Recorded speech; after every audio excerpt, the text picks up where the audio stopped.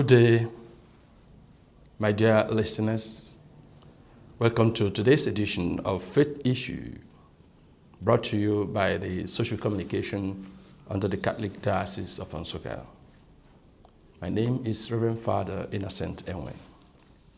The theme we'll be reflecting on today is Paschal Vigil. In the first century, Jewish religious text called the Targum, one finds the poem of the four nights. At first, the poem was an insertion in the text of the book of Exodus. The Targum paints a mosaic of the project of God for humanity in four important turns, the four nights. It begins this way. 4 nights are written in the memorial book. The 4 nights are, first, the night of creation in which God revealed himself as hovering over the darkness of the waters. Second, the night of Abraham's trial at Moriah when he offered his son Isaac as sacrifice. Third, the night of Israel's departure from Egypt, a night traditionally associated with Passover.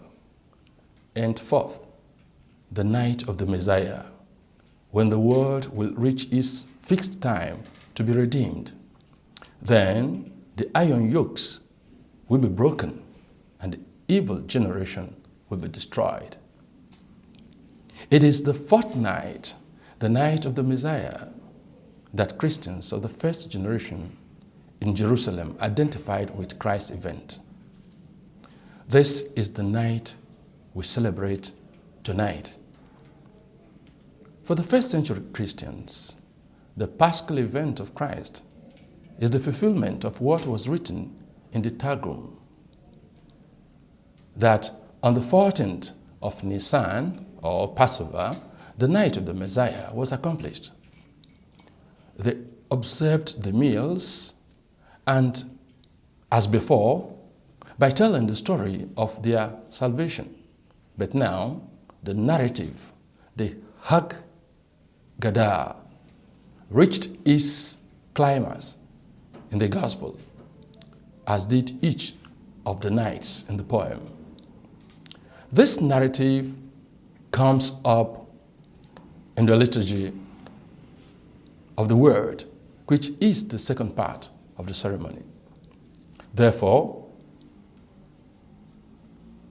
the core of Easter Vigil liturgy remains the same today as it was in the early church, the same as it was in Jerusalem during Jesus' boyhood. Every Easter Vigil night is the turning point of the sacred Paschal Triduum. It is a plethora of rich ceremony structured into 4 parts that are integrally connected with one another. Part 1, service of light. The tradition of burning fire brightly in the vigil awaiting Easter dates back at least to the 4th century, for in the days of St. Patrick of Ireland, the practice of a bonfire ahead of Easter was already in place.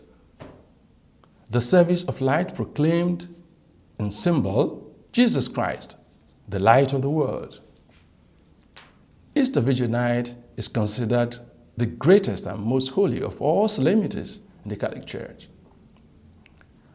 On this most holy night, the Church keeps watch as in a sequence of scriptural readings, the faithful harvest at each stage the seed of the resurrection as they travel again the long route of God's alliance with his people.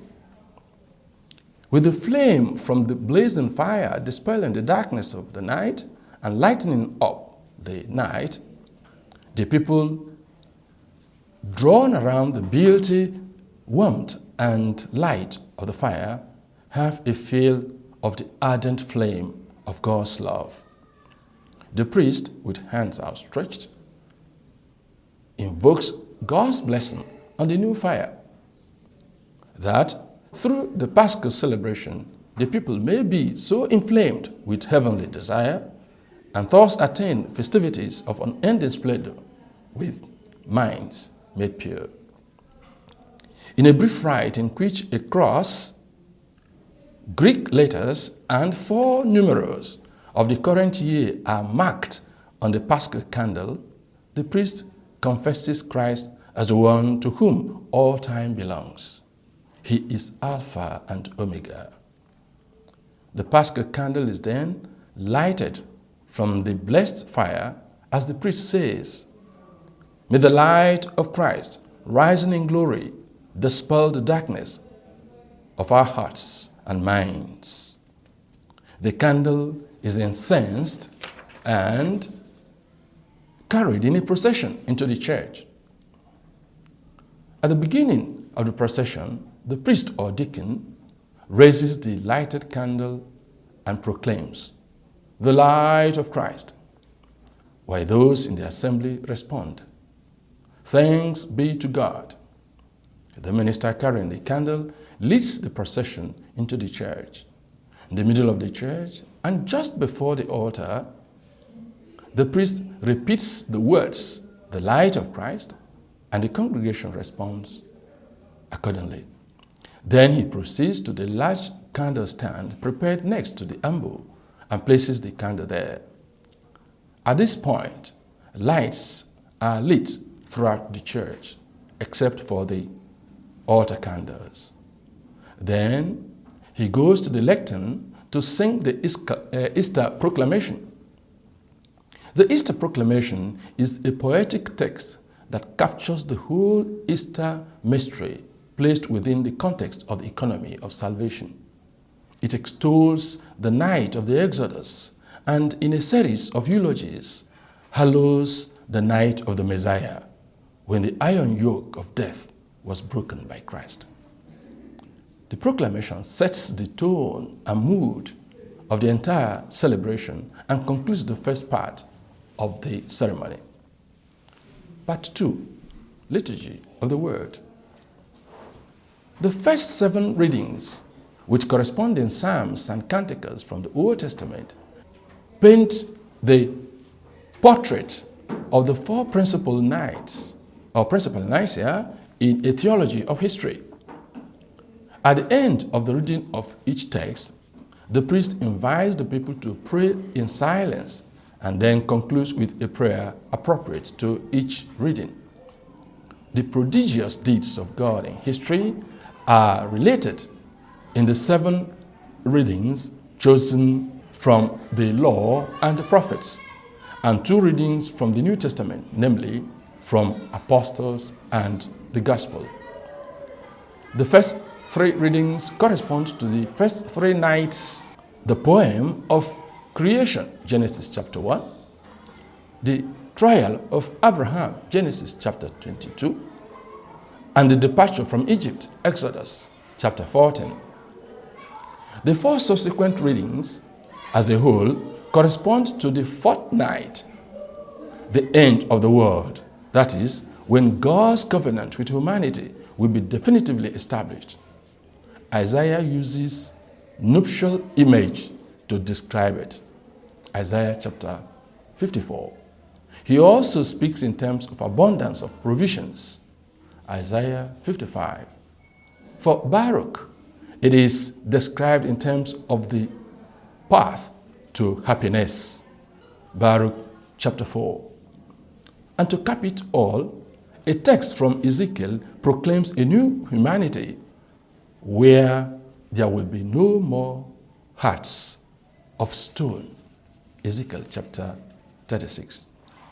It is in this way that, deciphering from the Paschal mystery God's project for humanity, the Church invites her members to relive this long history in a mystical way through the sacred night's event.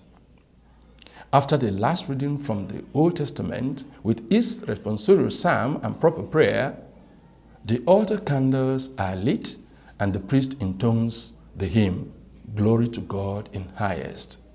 This is taken by the assembly in a jubilant mood of exaltation and praise as church bells toll and musical instruments rent the air, highlighting the extremely expressive mood of the night. At the end of the hymn, the priest takes the collect, and then the text from the epistle follows. After the epistle, the priest sings the exclamatory Alleluia 3 times, with the people repeating accordingly. This is a distinctive feature of the Easter season, as Alleluia, which was dropped during the Lent, returns to the liturgy. Part 3. Baptism and or renewal of baptismal vow. Easter Vigil has traditionally been associated with initiation of catechumens into the mystery of Christ, that is, the mystical passage from death to life in baptism. This initiation, celebrated in baptism, is climaxed in the Liturgy of the Eucharist. Part 4. Liturgy of the Eucharist. The Eucharist is Christian Passover meal, anticipating the eschatological banquet in which humanity shares in divine portion. In it, Christians are plunged into a depth of being from which springs the elan of life that emboldens them to confess death is swallowed up in victory. Configured to Christ, they can pluck fruit from the tree of life and munch. In this way, they are enrolled for victory parade, such that the vicissitudes of life cannot truncate their path in the march of civilization of love. Such is the faith we proclaim, celebrate, and narrate in Easter Vigil night. Such is the sublimity of Easter Vigil. Thank you for listening.